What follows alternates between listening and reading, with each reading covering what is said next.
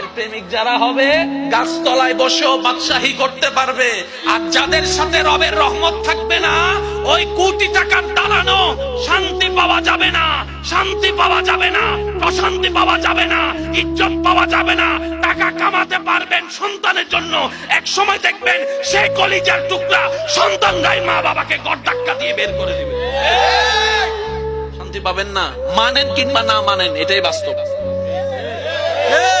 এখানে অনেক আমার বড় ভাই বাবারা আছেন যারা দিনকে রাত, রাতকে দিন পরিশ্রম করে শরীরের রক্তরে পানি বানাইয়া টাকা কামাইছে বিদেশে যাইয়া। দেশেও আসে নাই, সংসারও তেমন করে নাই, শুধু দিছে আর দিছে, দিছে আর দিছে।